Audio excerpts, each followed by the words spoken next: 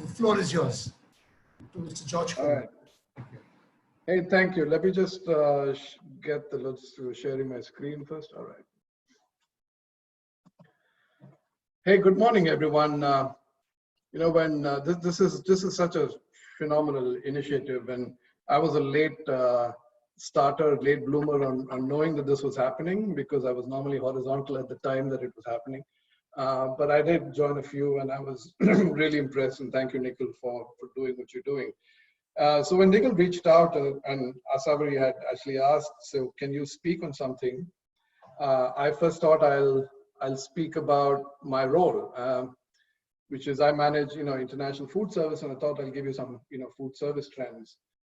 For what I figured out was we're in a COVID world, and if there's one part of the business you don't want to talk about, that's my world.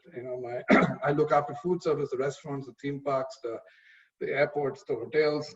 Everything's in a downturn. So I said, I'm going to get this whole group very depressed if I talk about food service. And then I said, what are people really talking to me about? And when we have these conversations right now with WhatsApp and everything else, everyone's an expert on what's going to happen. Everyone's trying to predict this new world. And that's why I have this sign, it's everyone is going to tell you something, and sometimes it's very obvious, but we're not really getting insights. And I'm not saying that this is going to be power packed with insights, but it gave me a chance to just reflect on, let's try and understand the trends. Right? What are some high level perspective trends on the F&B segment pre-COVID? Let's not get the COVID noise into that. And then let's look at, what's happening to the industry, both in terms of products and the companies and the channels in which they operate.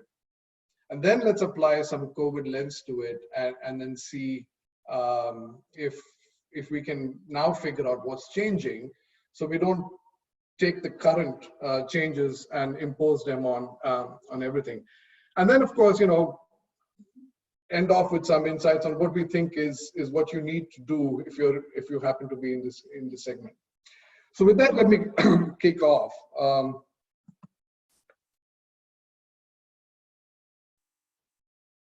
It's just, all right. So first thing, when I talk about trends, and this is not any framework from any book, this is just for this piece. And as I was trying to list down some of the trends in my mind, I found that there are two principles that you need to apply. Right? First, trends need to be looked at long term. I'm a big fan of more like the 200-day or 300-day moving average kind of a trend, as opposed to the noise that happens on a week-to-week, day-to-day basis. We live in a world of quarterly stock market and weekly sales, but if you really want to try and figure out what's happening, you need to see the trajectory. And in order to understand that trajectory, it's always good to stand on the balcony and take a longer-term view. Right? So that's one. The second is to understand what is behind these trends. And I think we sometimes talk about the 5 whys, and keep asking why till you get to the what is the driver of the trend, and the trend is sometimes a symptom, and it's important to get into the root cause. So that's just a mental approach.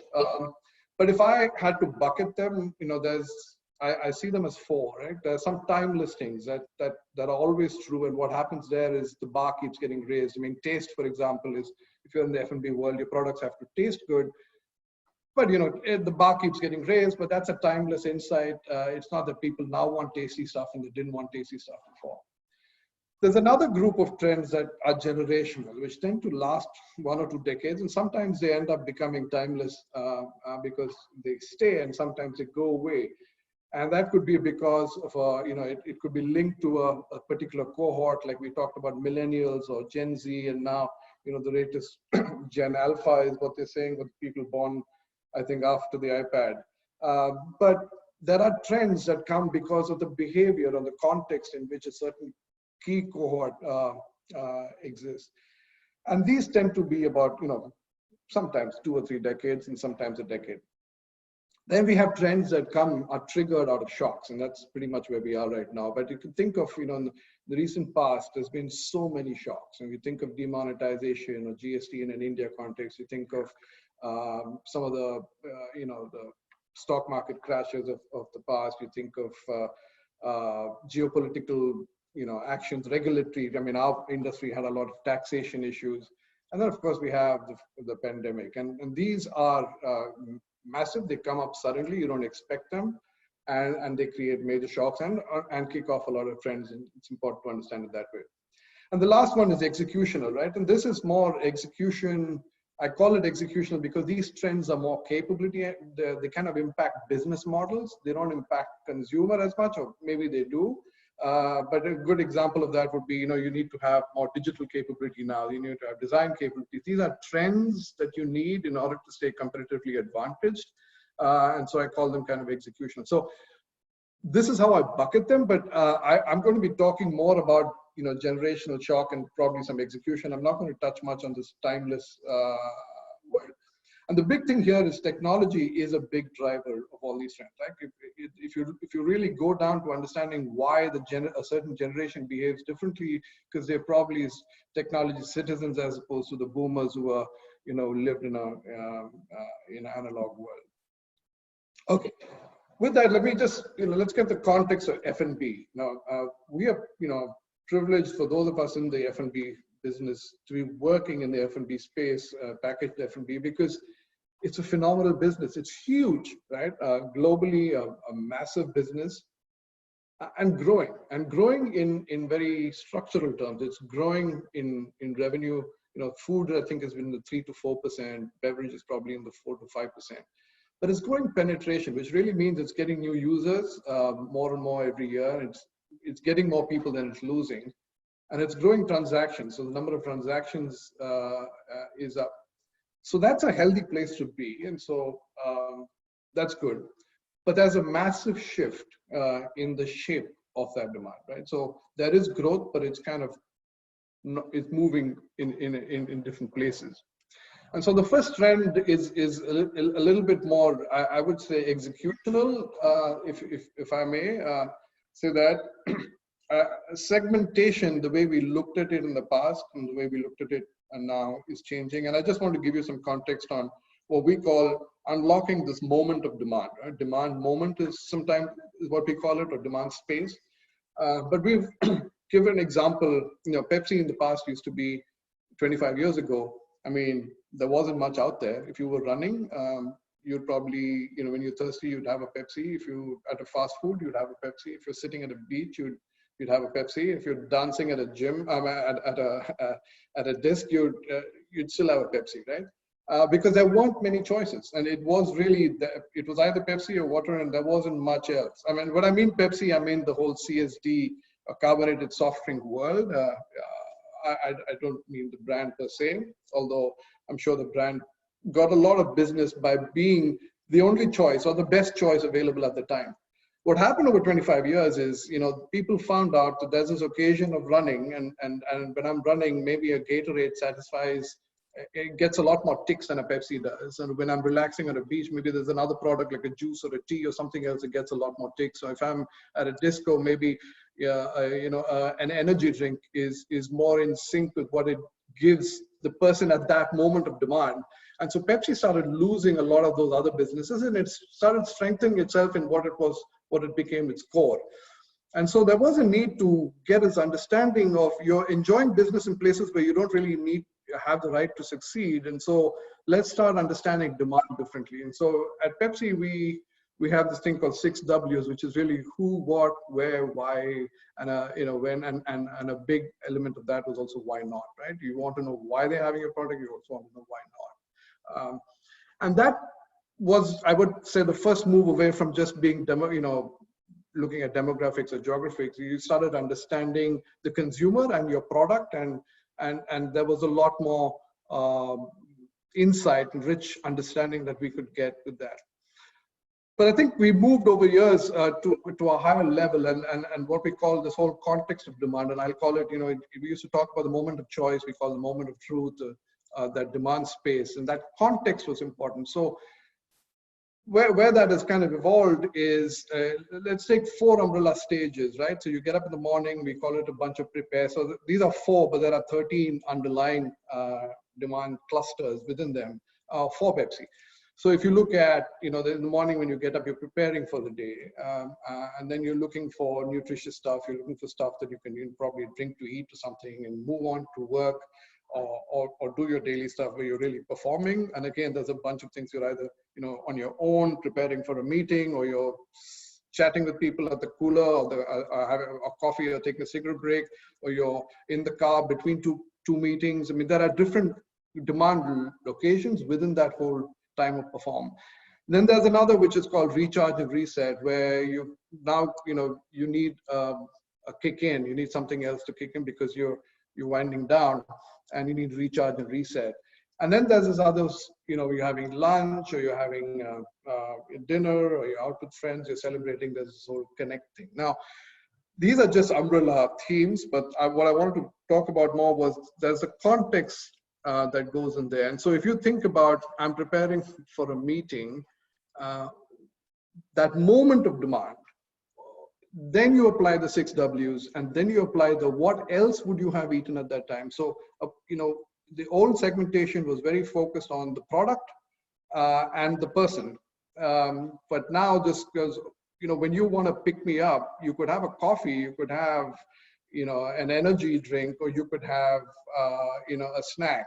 And so this whole, what are you eating, what are you drinking at that moment of demand, understanding that has been a big part of us trying to unlock growth.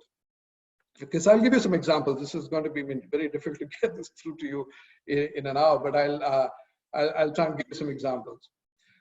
So the trend number one is segmentation got really, complex and sniper based. And the second truth that we are, coming back to, and I guess this is a timeless truth, penetration matters, but we're increasingly discovering that the one thing that is tied to growth, if you're looking at markets that are growing and what's the consistent KPI that comes out, it's penetration, right? Which really means every brand loses users every year, but the brands that are able to get more users and hold on and recruit new users are likely to grow at a faster rate than they're losing. So the leaky bucket makes you lose people, but as long as you're able to get more back, you're probably going to be growing.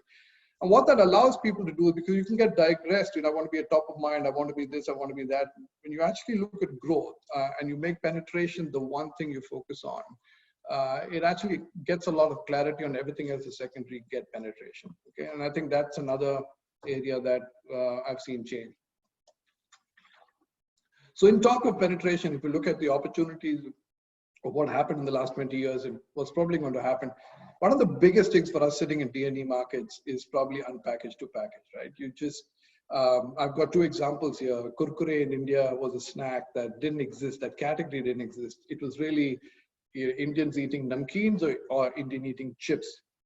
But there was this bridge space between namkeens and chips that no one had figured out, and Kurkure was able to come up with that. And we've really been lucky because that innovation was probably in late 90s or early 2000, I can't remember when, but it outperformed Lay's, and it really became the bedrock of what is now a really, really successful India snack business. I was in China in the early 2000s and late 1990s. Tea was becoming something of a segment in China. And a lot of the multinationals said, no, we've got enough to do and teach people how to drink the carbonated soft drinks.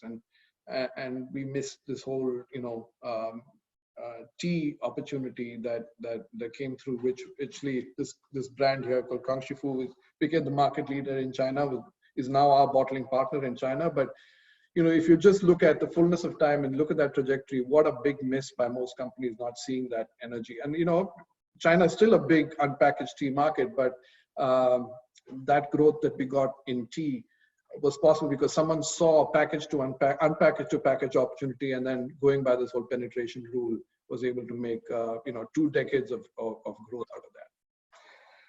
And I was thinking about what is an example that could give you a better sense, intuitive sense, right? If for those of you who are not in the FMCG game, think about water. There was a water fountain. It went into it's not very safe everywhere, so bottled water became possible. And then some people said, oh, we need bulk water at workplaces.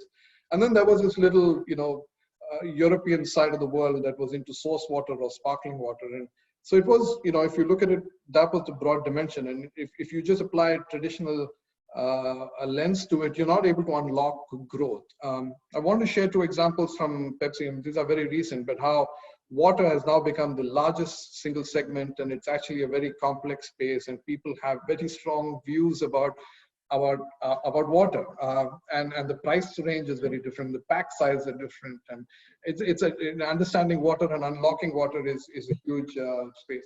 So one, I want to give a sense of this demand context work that I talked about was able to show us that there was a segment of people who actually tell you that they carry this water with you, and it really everything else about them is they're very conscious of how they come across, and they're carrying this bottle with them, and that bottle had to have an image, and you think you're selling water, but there was this, it's not so much snobbishness, it's about I want to look good, and then there was this element of purpose. So Pepsi came up with a label series of a brand called Life Water that had this local artist label. It was a canvas for local artists.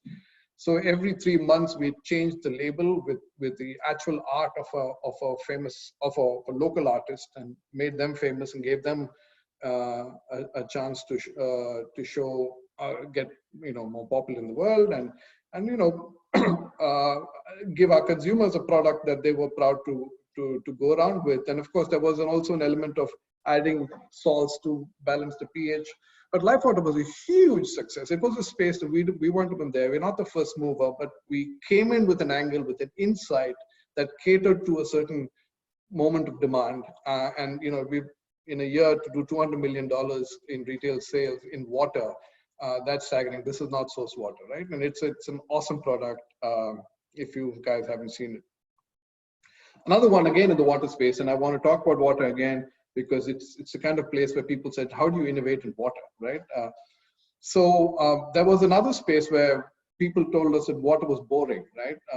I like water, it's my most healthy thing, that's what I want to have, but it's boring, right? And I wish it had something else. And again, we found cues around they want some light bubbles, want it to be all natural, no sweeteners, 0 calories, but fun, right? The fun element, I want water to be a little more fun. We launched Bubbly.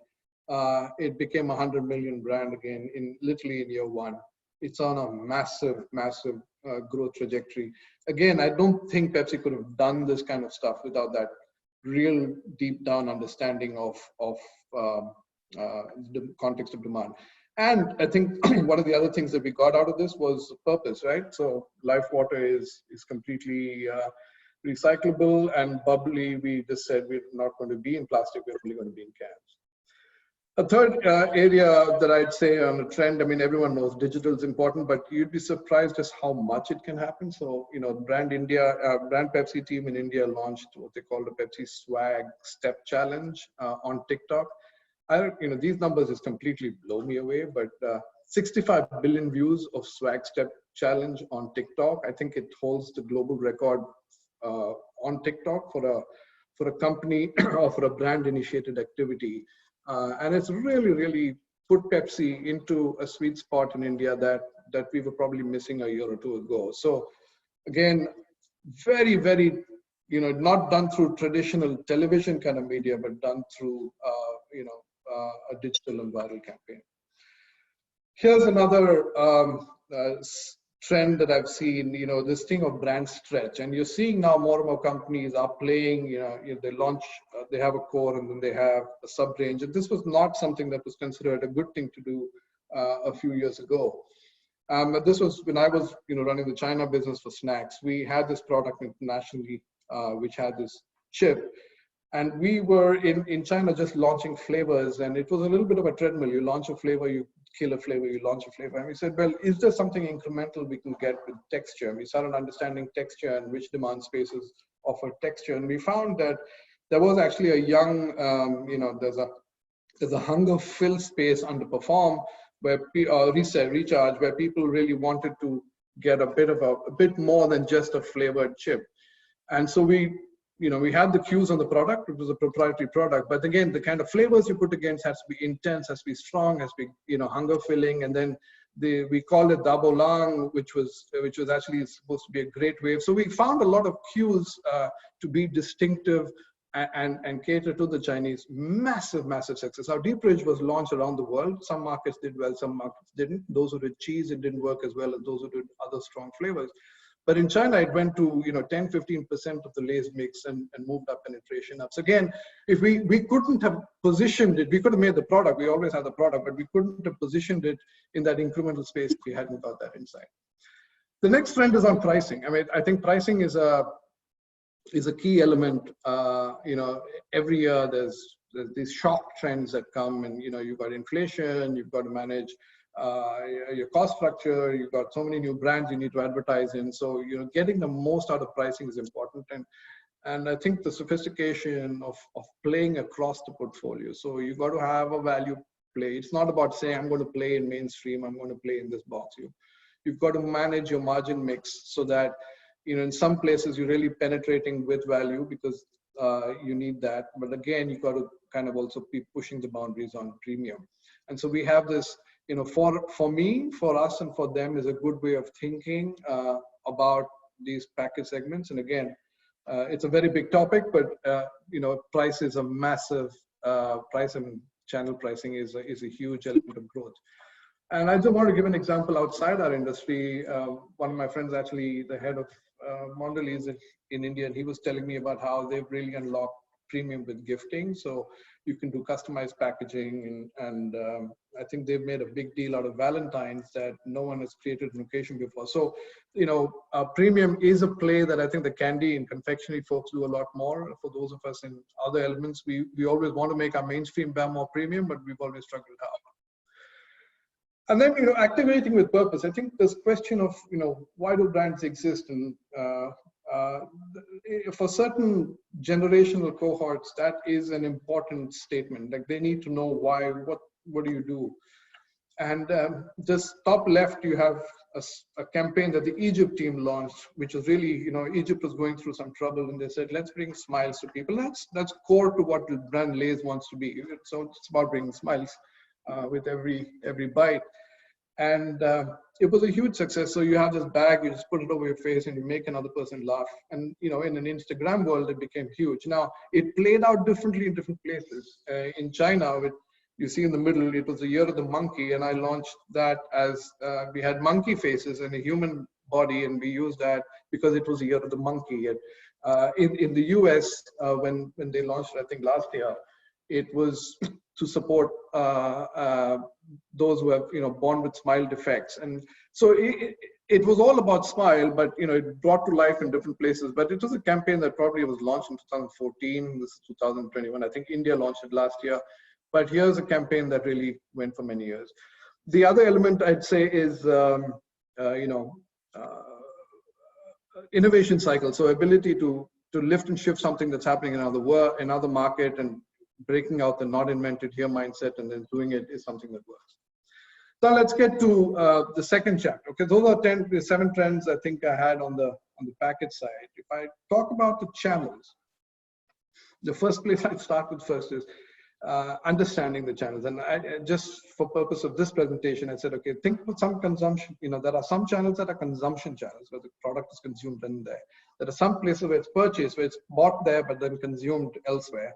And then there are channels that are distribution. And very often we make the mistake of treating distribution channels as consumption or purchase channels, and they're not, right? And that's an important thing. And the big trend across these is, there is a traditional end, and that's really the bulk of where the market is in Asia. There's a traditional end, and then you see it getting organized. So on the consumption channel, you have restaurants of all types, you have offices, and you have recreation places. So there's the massive unfragmented side of it, but there's the organized side as well. And the trend is going towards the organized is gaining, but there's still a massive fragmented world out there. If you look at the purchase channels, and in classical terms, there's the traditional stores, the kiranas, saris, the kiosks, the moves into then supermarkets. And then you have the big hypermarkets and discounters and cash and carries and everyone else, right? And of course, convenience stores, which, in Thailand or Taiwan, and these are big segments. And then you have what we call distribution channel, right? And this is important because these are, intermediaries who get you to a purchase channel or a consumption channel, but they're not, they're not the places where things happen. It's a B2B space. Very often companies make the mistake of treating B2B players as you want to sell to them. Actually, what you should be doing is trying to sell through them, and big mistakes a lot of companies have made there. And then, of course, if you look at what e-commerce is doing, it's disrupting consumption, it's disrupting purchase, it's disrupting distribution. And there's just tremendous noise in this space. And I think channels are just blurring, and people trying to manage multiple channels are struggling to figure out what works, what doesn't. So again, I'm going to give you some personal myths. I mean, I've seen this movie when people told me how this is going to evolve. I was in China when I went in 2004, and they said, traditional trade formats will vanish. Everything is going to either become a convenience store or a hypermarket or a supermarket. And then the Carrefour president of China actually went on the press and said, supermarkets will die, hypermarkets are here to win. There were some 3,000 hypermarkets in China in 2006. Last I heard, it's still in that number, right? Supermarkets, they said, were stuck in the middle, and now we're finding that proximity shopping is actually an important thing, and people are going back to neighborhood supermarkets. And in a COVID world, it's certainly headed that way. Convenience formats in certain markets like Taiwan and Thailand, and I think it's strong in the Philippines as well. There was this belief that all the traditional trade stores will become convenience stores, and 7-Eleven will be all over. And sure, it's all over the place, and it's doing really well. But the other formats are also doing well. And again, so there were these myths that we were told about. And last one, of course, e-commerce will completely destroy brick and mortar. I mean, e-commerce is huge, and I lived in China. I've seen that. I know what it can do. But I think it's not about either or. I think the world has moved to each one of them have a reason to exist. So if you go back to where the consumer is, consumption channels are fun, right? You go to a restaurant, you take a photograph on Instagram, you show them what dish you're having. You don't go to Walmart and take a picture of, I'm standing at the Walmart aisle, this is fun, right? Grocery shopping is a chore, and the consumer is screaming, make my life frictionless, make it easy, add convenience. And that's where e-commerce in many ways does add a thing that an offline guy can't do. But the consumer is saying, I will shop everywhere. I will go to the CVS. I will go to a traditional store. I will go to a supermarket. I'll go to a hypermarket. I will go everywhere. Don't tell me where I need to go, because I'm going to be shopping everywhere, right? And then you look at it from an operator's point of view and said, an operator, irrespective of the model, whether you're a convenience store or hypermarket, you have this, there's a basic traffic that you need to keep, store going. And you want to hold loyalty. You want to make that experience as good as possible so that people come in. You want to optimize your margins, right? So, if you're in a 7-Eleven, you're talking 30 to 60 is 100% margins. If you're in a hypermarket, you're happy with much lower margins. But each format has its own operating margin requirement, and it needs to work on that. And then there's this whole thing of store efficiencies, your inventory, your how much are you keeping? Are you in stock? Are you displayed? Is there pilferage? Is there waste? What's the labor? What's the utility? And then there's this whole back end supply chain effectiveness. So what I've really found is each of these models, and if you get these things right, if you're clear on they all work. I mean, the context of where matters. Like in some countries, they work more than the other. But the fact that these models are dead is a myth, right? And what I'm learning from more is we are going to be in an omni-channel world. And what I mean by omni-channel as opposed to multi-channel is there is going to be cross work. And the biggest trend I saw in China was, big box operators started owning small box operator, and then also getting into e-commerce. And obviously technology is a big, big driver of that change. So I really see the world out to be this whole, if you're a brand manufacturer, you've got to understand how you can play across multiple channels, because the consumer is seeing you everywhere.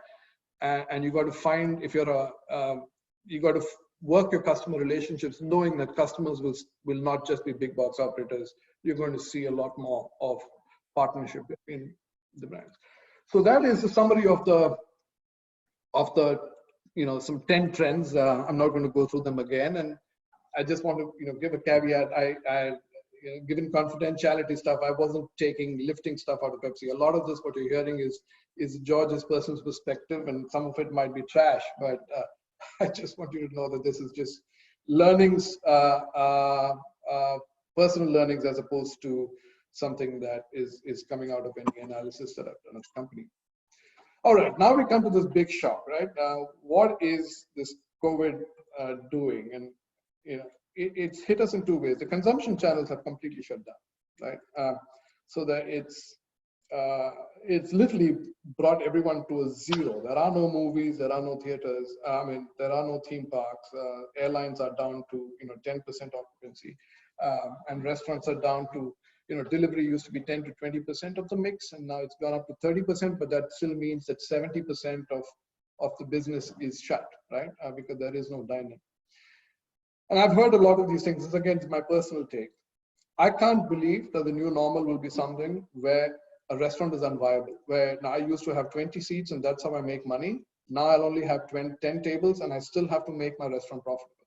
Or I get into an airline and you throw the middle seat out, and now I have to sell tickets and still burn the same amount of fuel and still pay the same amount of salaries, but I'm going to create social distancing.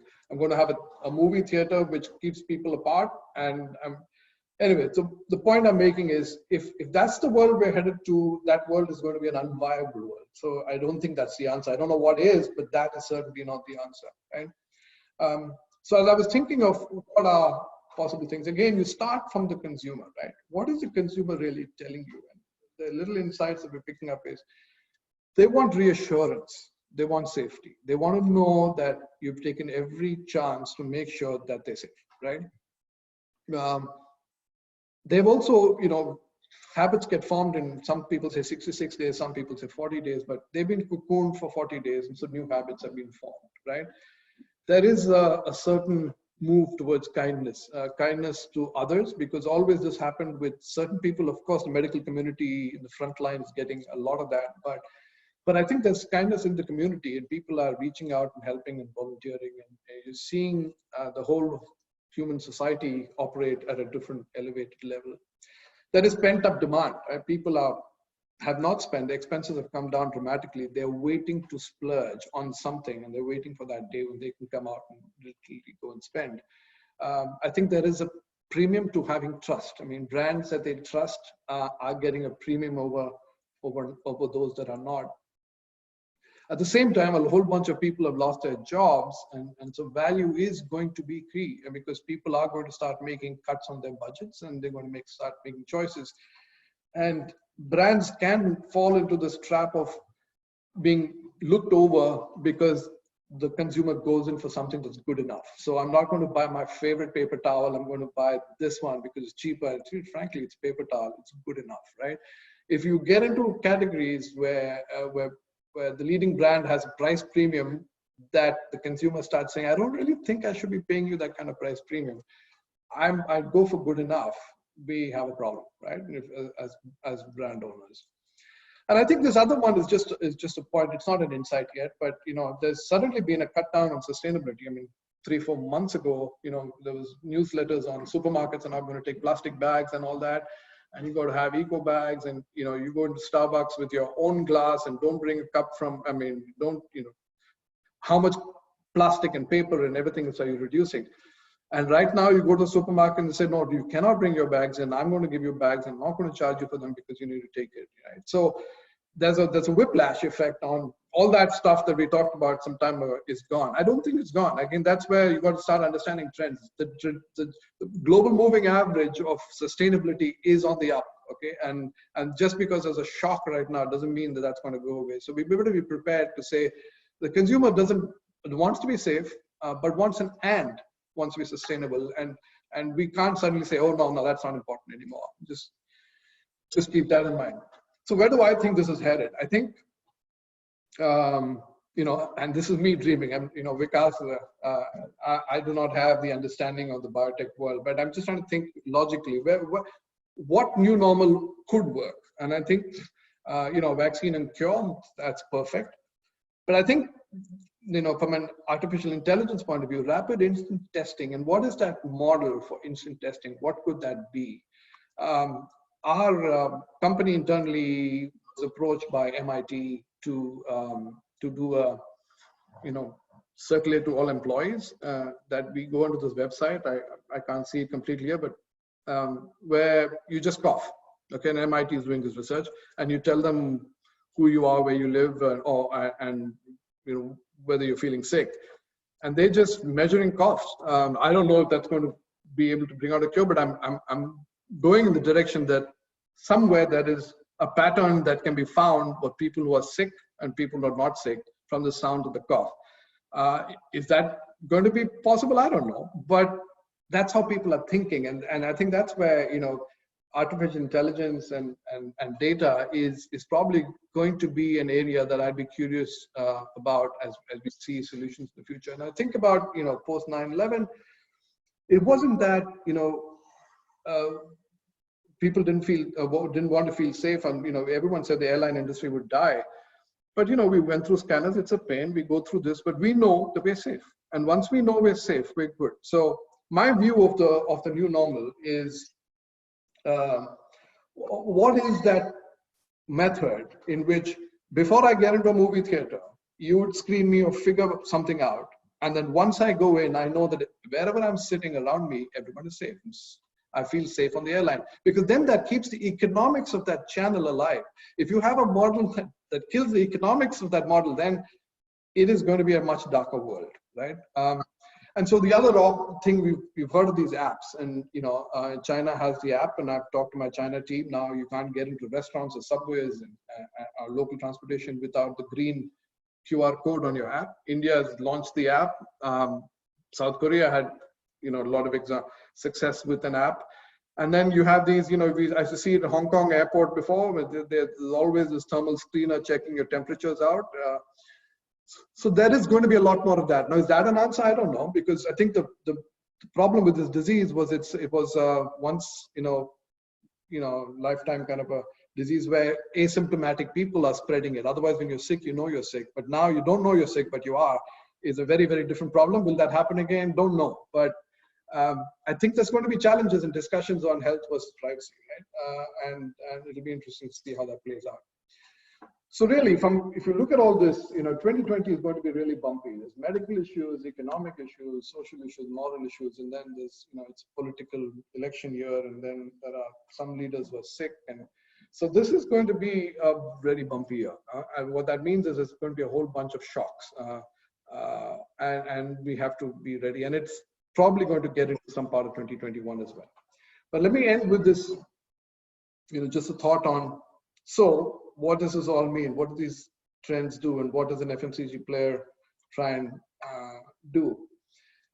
I think, well, I'm a believer in the sun will come up another day, and there will be a new normal, but it'll be a sunny, viable new normal. And hopefully technology and biotech will get us there, okay? I'm not going to go to the other dark side where that doesn't happen, because my part of the business shuts down. So first of all, I think as a player, you have to be very strategic about where to play. I think the segmenting understanding is not theory. It's where to play and where not to play, right? It's knowing that moment of demand and not just this broad segment, like I'm going to play in water. You got to know the moments at which people are making the choice for water, and know under how the consumer, what's the who, what, when, where, why not situation in that context, and what attributes and what attributes are positive, what are the drivers of that occasion. That's a key part.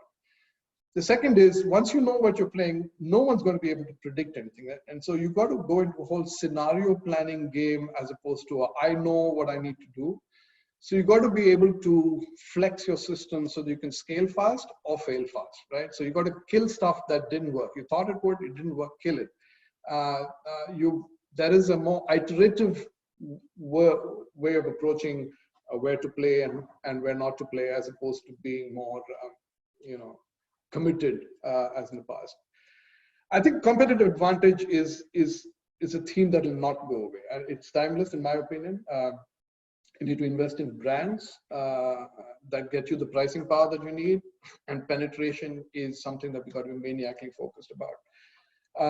I think from a channel perspective, it's going to be an omni-channel strategy, which means you've got to know that the person you're dealing with is also having other formats and has also got data, and the consumer you're dealing with is a promiscuous consumer in terms of channels, right? And brands. And so you've got to be playing an omni-channel strategy.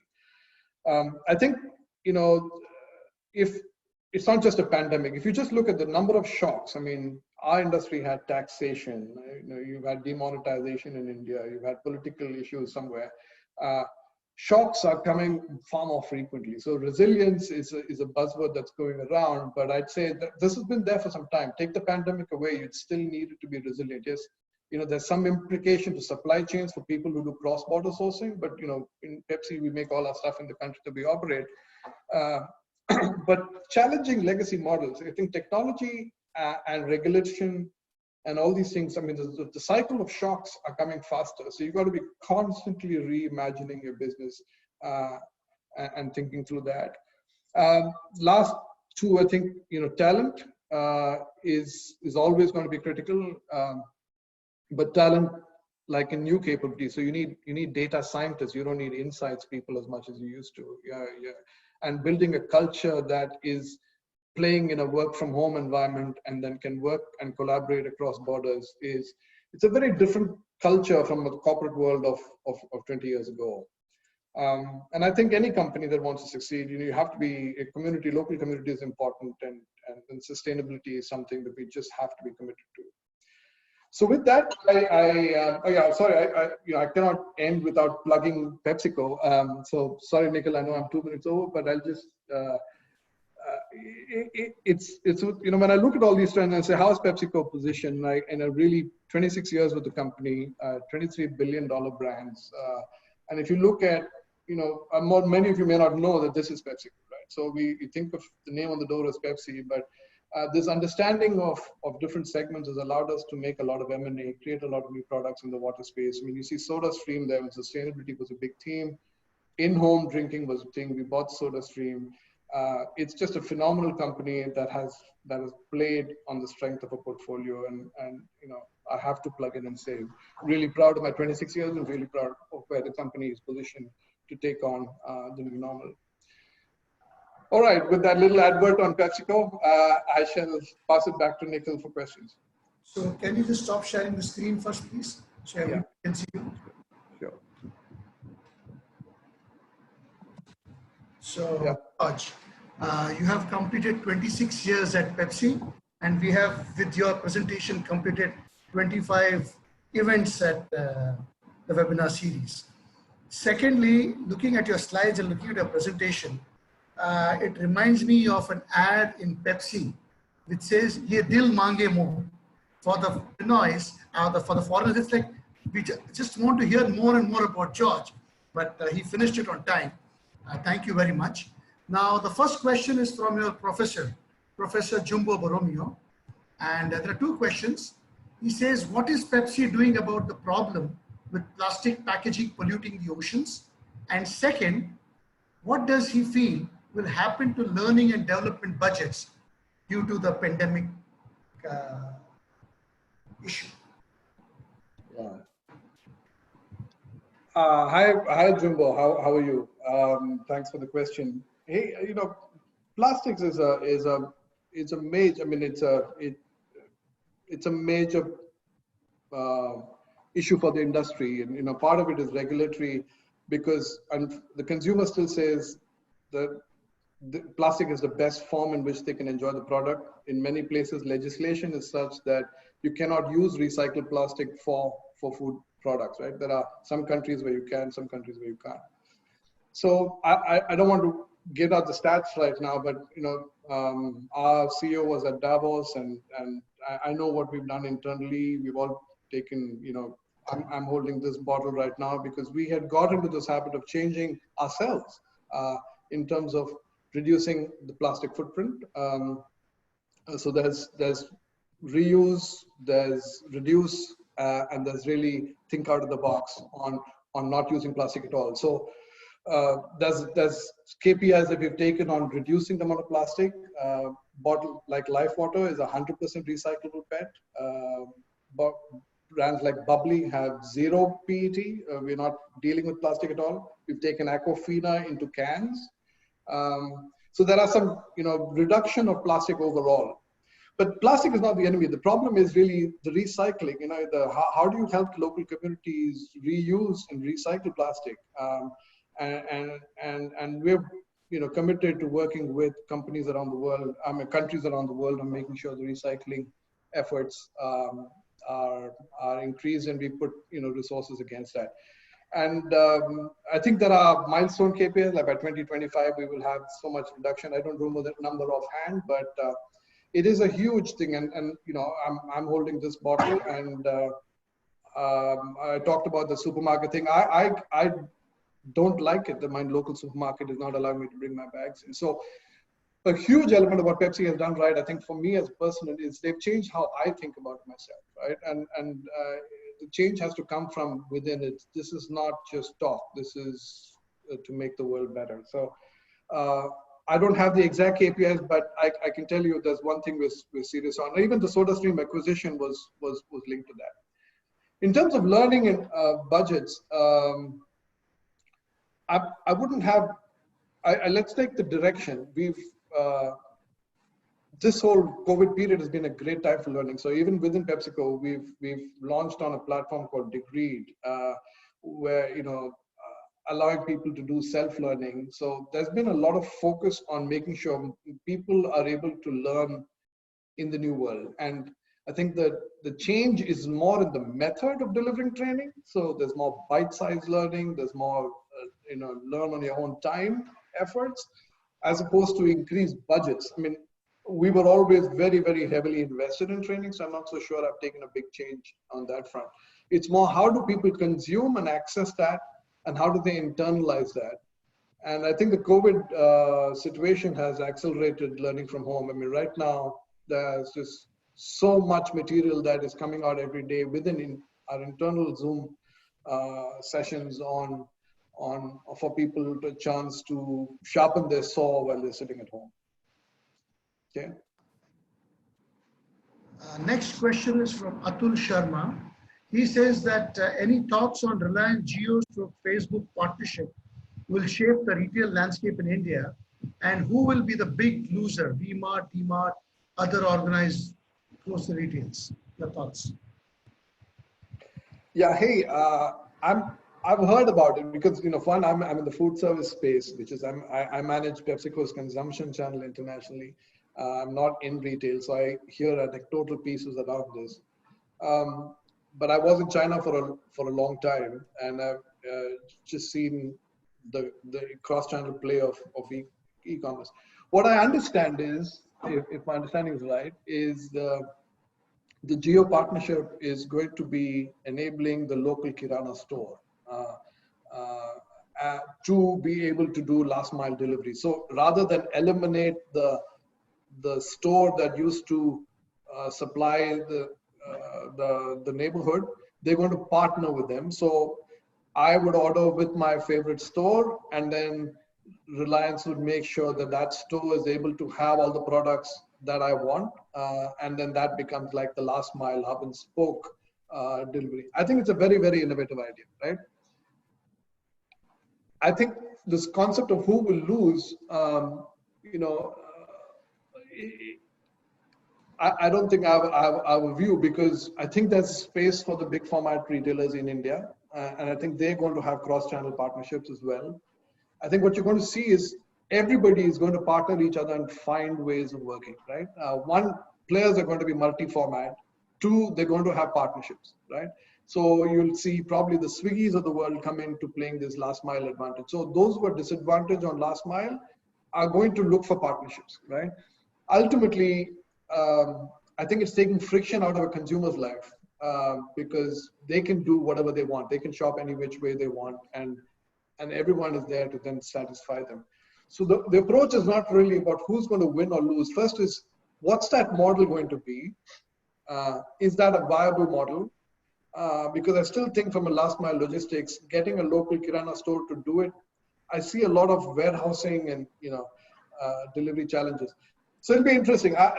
Like I said, it's not about who wins or loses. It's about what's the model of viability. And once we're clear about that, we'll figure out where that model could work and where it doesn't. A question from Paresh. What's the deal for the bottom of the pyramid customers? They are being pushed towards poverty. How can B2C brands proposition for such a customer set? The demand shock is bigger than the supply shock. Hey, so the bottom of the pyramid has been an area that companies have looked at for growth for a long time, right? And not necessarily from the social lens that you apply to it, which is absolutely right.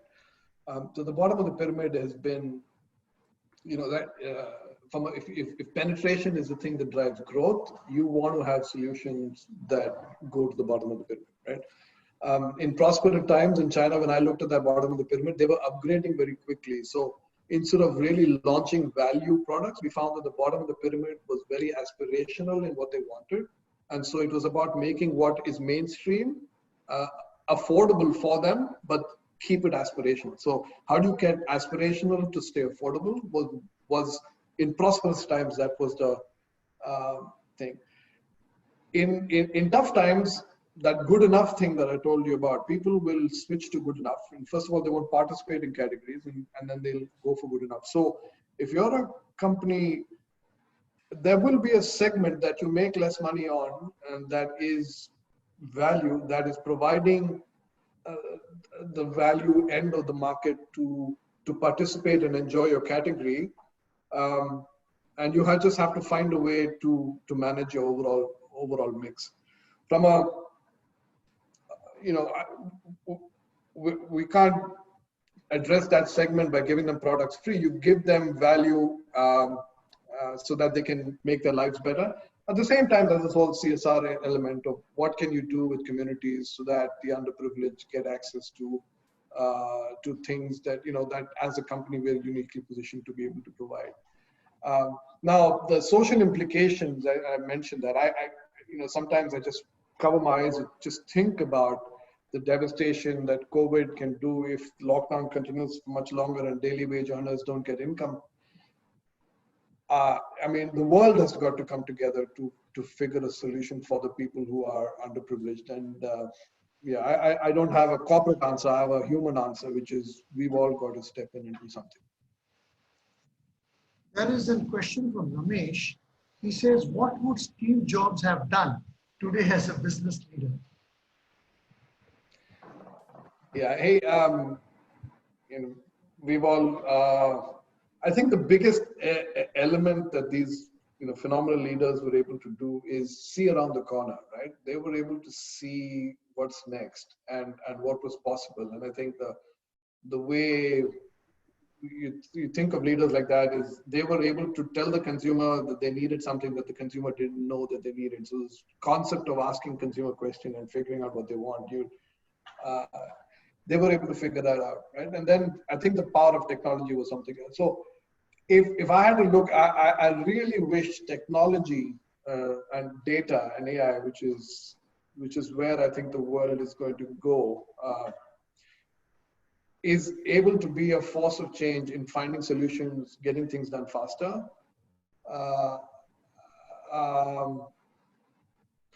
You see Bill Gates being very active about how this pandemic, I think the way they think, they're able to think of what the solution can be, and they're able to understand the process that will take from an end to end. And so the great leaders like that, I sit and listen to them. But as leaders, we got to think, are we thinking disruptively, leveraging all technology at hand? And are we thinking simply, in a very simple sense, like the solutions have to be simple and easy. And I think that's the way we should be thinking about solutions. Is it disruptive enough and is it simple enough? And those are probably the solutions that stick the most. India has asked a question in May 2004. You briefly mentioned about environment sustainability. For experienced marketers, What are our responsibilities and what should we do to manage this problem?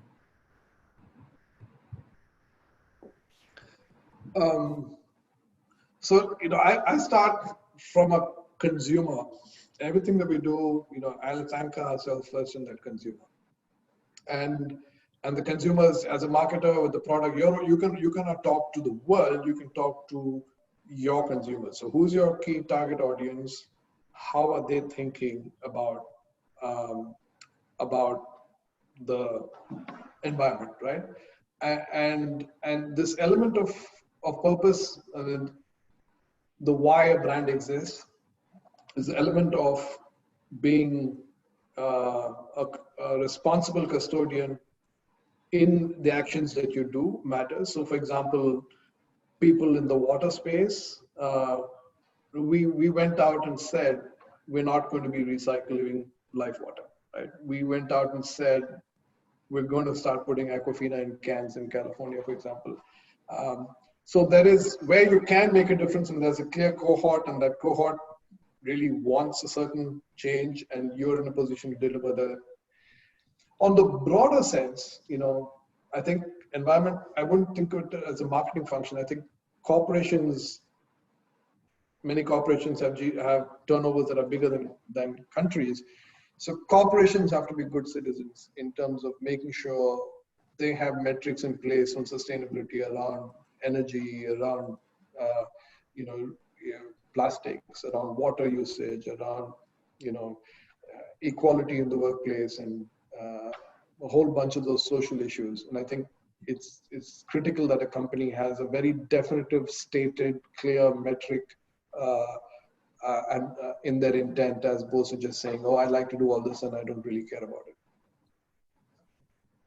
This is a long question by Bharani, but I'll try to make it short. The CSD category is undergoing a decline and thereby a paradigm shift to juices, nectars, 100% natural beverages. The OA channel is an outlier since indulgence supersedes discernment.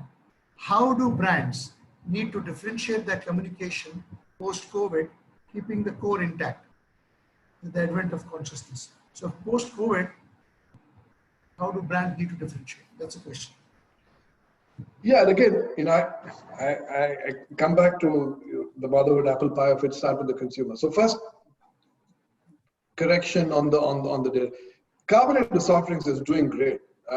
This belief that carbonated soft drinks is gone, and it is growing in pretty much every market that we are, and we believe that it's all about balance. So there is a time, there is a certain space in which carbonated soft drinks have a right to succeed, because people are looking for indulgence, for fun, for that moment of joy, and it completely has a space.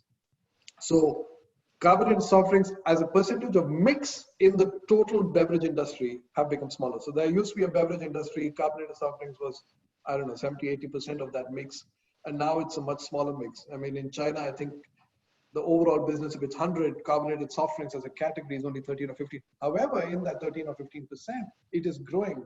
It's adding new consumers, it's growing occasions, it's growing transactions, growing. So mix within a segment should not be construed to be decline, right? There is a healthy growth. But clearly there are other choices, and that's where this whole segmenting of understanding demand is important. And in some cases it's skewed to certain cohorts, in some cases it's skewed to certain demographics. But understanding needs, states, and moment of demand, and finding the unlocks. So you give the consumer what the consumer wants. And I think that's what, if you look at that last slide I had on PepsiCo, that range, we never had that range before. Now that range is so big because we've gone and listened to consumers in that moment of demand and found out, okay, in this moment they want that, and then you give them that, right? So anyone playing in the space in F&B, portfolio matters because consumer choices are getting segmented, and the more you're able to play across a broader set of occasions, the more relevant you are to your customers, because now you're a one-stop shop that gives them everything, and the more value you get out of things like insights and media efficiencies and things like that. So I'd say portfolio has been it should be the focus rather than saying CSDs are not. Now, as far as the second part of the question on COVID, we've seen certain reactions on the consumer, and I think it's all going to play out based on, we're in cocooning. Are we getting into recovery, and when are we going to get to new normal, and what is that new normal? Right now, we're all in the, everyone thinks they know what the answer is, but no one does, right? As the new normal gets created, I think some of those timeless things will still hold. I think some of those generational things will still hold. And I think the shock of COVID is going to make certain things like keep me safe, prove to me that you've taken every, step taken to keep me safe, will be important. But unless we see what that looks like, it's going to be very difficult to say where we're going to go. There's a question that you mentioned supermarkets being stuck will get stuck while hypermarkets are winning. How about the public markets? How should it evolve? With the public markets, I'm assuming they mean the free price trade shops or something. I mean, I'm not. Yeah, I think so. That's what. Yeah. So just a clarification. When I said hypermarkets are winning and supermarkets stuck in the middle, those were myths. Okay, because that was a time when people said hypermarkets will come and, completely kill the rest of the industry. That was a myth. They did come, but they didn't kill everybody. Supermarkets stuck in the middle is a myth. The proximity shopping, supermarkets are, they have more stores, but they have less space. But in this COVID world and even proximity shopping became important. I just want to make a quick trip and get a quick one. I don't want to get, go through the whole effort of driving and parking in the parking lot and carrying all the stuff. I'd like to make this quick trip. So supermarkets have a huge reason. And I think in the US, Dollar General is actually doing a lot better out of all the formats. It's doing very well. So my point on the formats was all formats are going to be fine. The context matters country by country, but it's about making sure that you have a business model that is viable at a personal level. In terms of free public shops, I'm not close to where that has evolved in India, but I think in India I have a larger challenge. I think channel differentiation. This question is asked by Filipino, Ben Luke. Okay. So you can even say it in the Philippine context. So I'm not, so maybe I'm not understanding what the public shop really means. Is that government run? I'm probably, I need the clarity on. Ben, are you online? Yes. Yeah, what do you mean by public markets? Public market is basically where you buy the wet and dry markets. Oh, the wet markets. Beef, chicken, pork. Wet markets. Wet markets. Yeah, thank you. Thanks. Yeah. Wet markets. Yeah, no, so there are, we didn't sell much packaged product in the wet markets. I have a better understanding of the package space. I think from a fresh point of view, wet markets have a role. But in a COVID world, especially for meats now, there's again going to be some perceptions around hygiene and health. So I think fresh vegetables and fresh in general is going to be, there is no alternative because not many of the supermarkets are able to deliver on the same level of freshness that wet markets have. In terms of, fish markets and meat markets, and that is, I think there will be a need to be certified safe. People will need to know that the steps are being taken, that everything that's being served over there is safe.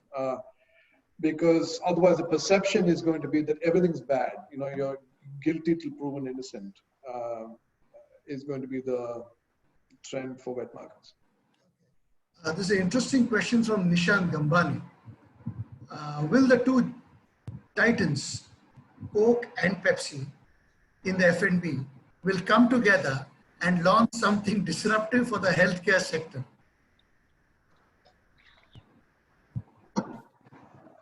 I have to fasten my seat belt. It's an interesting question. So I said, let me ask you. Well, let's break that up into two things, okay? There's this, what do you do for the healthcare sector? And then what do you do about rivalry? I can tell you on two things on plastics. I mean, my CEO and the Coke CEO were on the same platform talking plastics with Davos. I think it was last year. Right?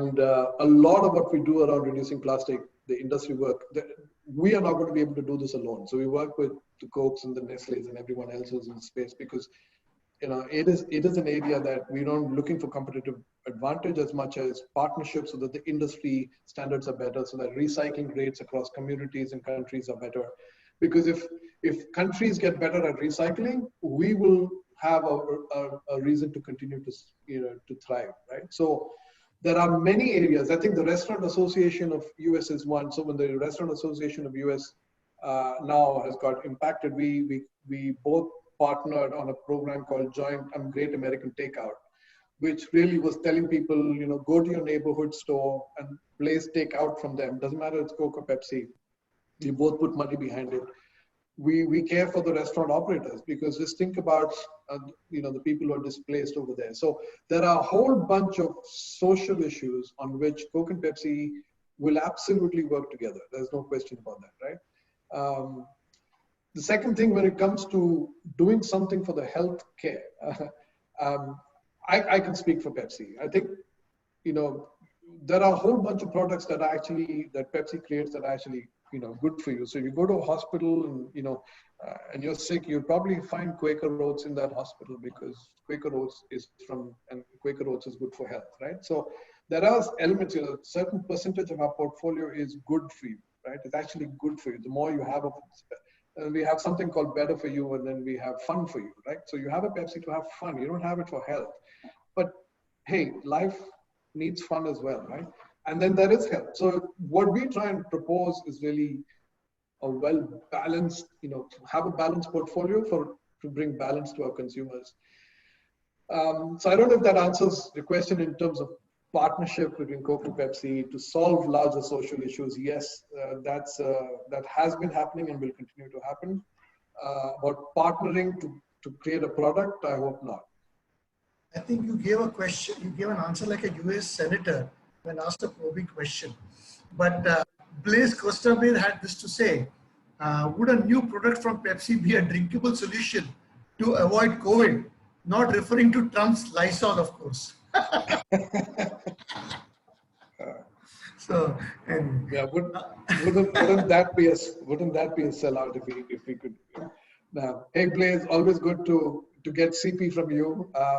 Blaise has been was a little bit of a guru when we were back in campus, and it's just been so great to see how successful. So I have unmuted Blaise. Blaise, would you like to respond? No, you can hear. You know who's the guru when you finish hearing George. Professor. But you have lost the part, huh? Yeah, this is the Gyani, and here's a doer, a businessman who's done so much in Goa. So Blaise just a fabulous guy. No, yeah, but this question, just to take it, what are the products that our consumer products going to make products that improve immune systems? Probably. I don't think we'll ever get medicinal, but I don't understand these spaces much because I haven't sold those products much. But probiotics, protein, there are segments that we are playing in that are supposed to help with the immune system. Certainly, Quaker Oats is good for heart. Proven. I have it every day, it's a product that helps. So, will we have products in our portfolio that are healthy and good for you? Yes. Will we have something that eliminates disease? No. So I'll combine the two questions of Ravi and Manish Panchal. Regional brands are growing in India. What are the fundamental reasons for the shift? Do you see similar trends across countries? And Balaji has beaten PepsiCo Lay's. So, your views. Yeah. Hey,